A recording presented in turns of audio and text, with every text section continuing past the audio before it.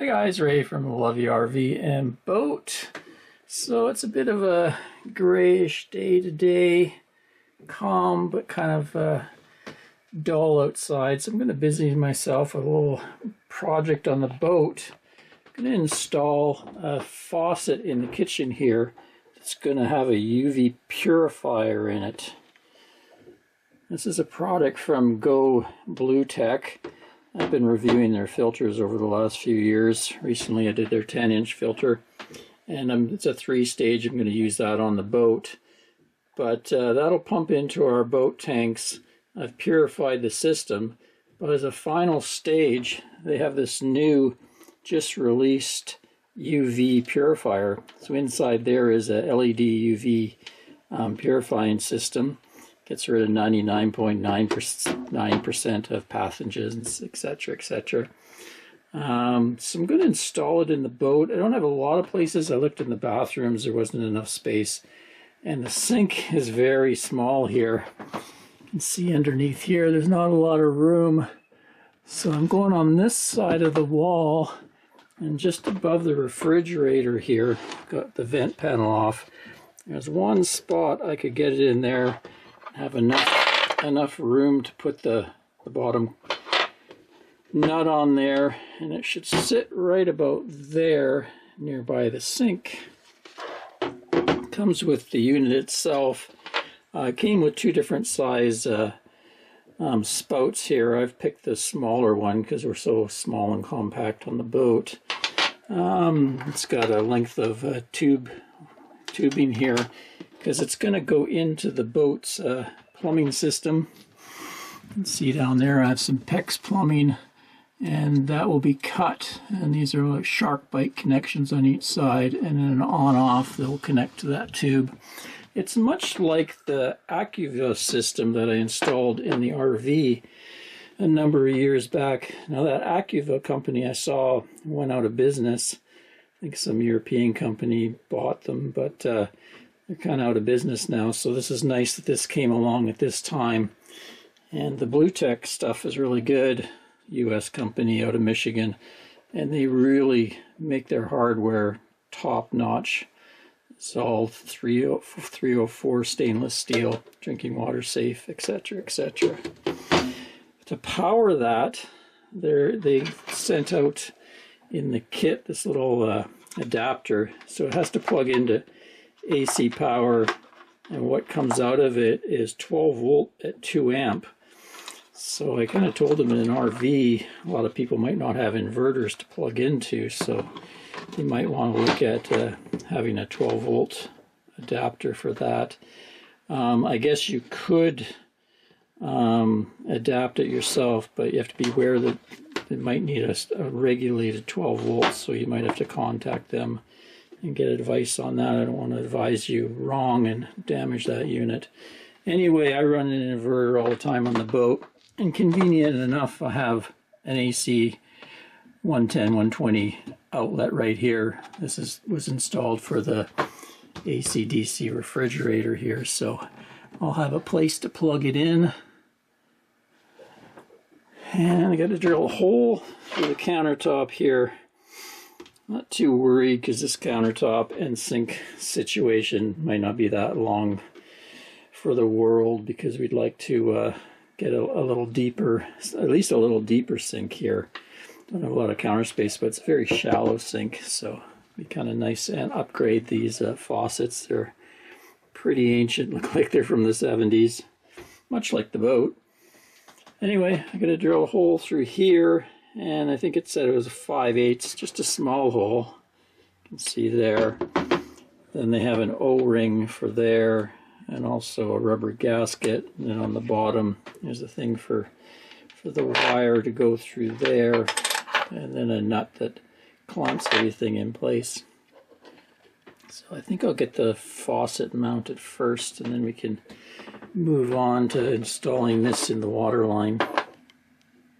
For that, I've got this handy tool that can cut through the PEX pipe. I've used it a number of times in the RV. It's got a razor blade in it. You just put it on there, give it a nice turn, and it cuts it really well and leaves a nice straight edge.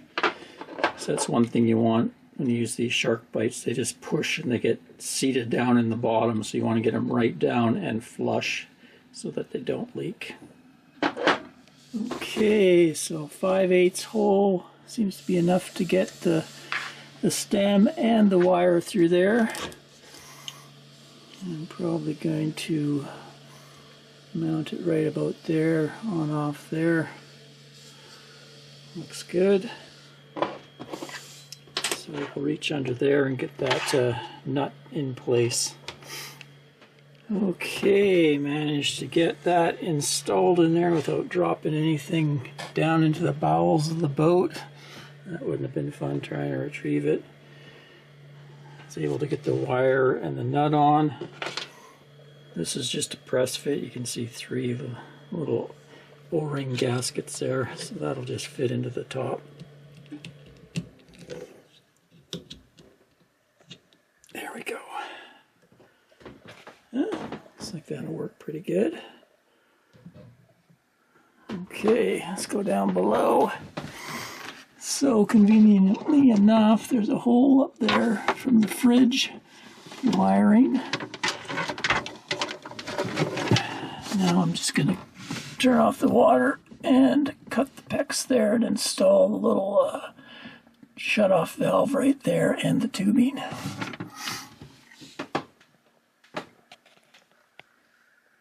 Oh, one more thing on this valve.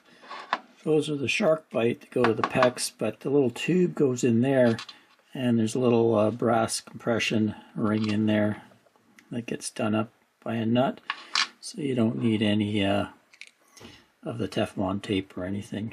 That compression fitting will do the job.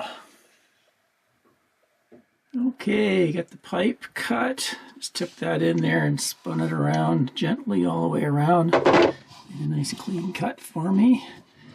Now these will just press, and I want to get it down deep, right flush to the bottom, or else they'll leak.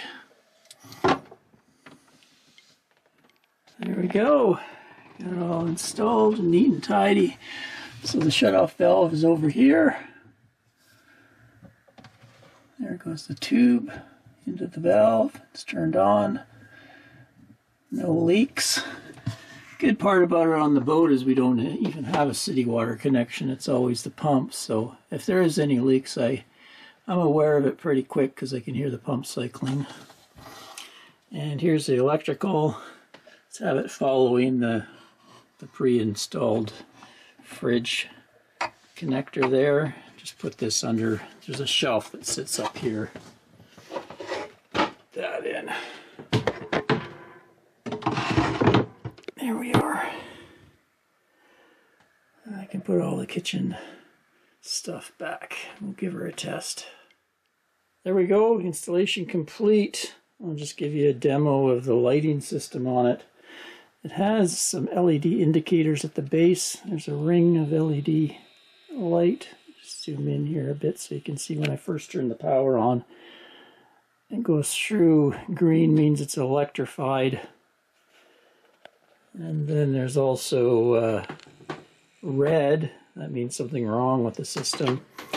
Orange is when it's first turning on and booting up.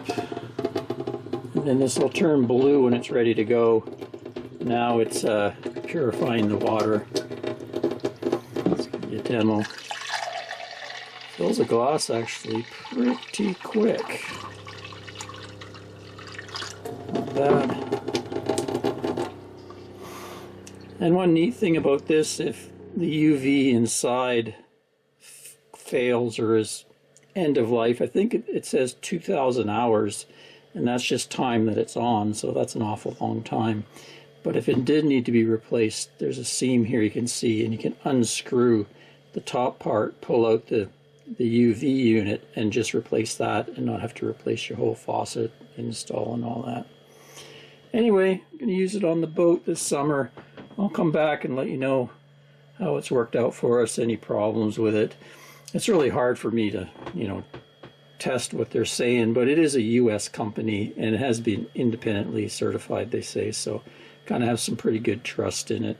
Usually if I'm dealing with water stuff, I always tend to get my items from at least a US-based firm, just because they have stricter regulations compared to just buying it online and getting it shipped from offshore. Till next time, Ray from Love Your RV and Boat. Thanks for watching, everyone. Looks like the sun's coming out, so time to go enjoy this anchorage.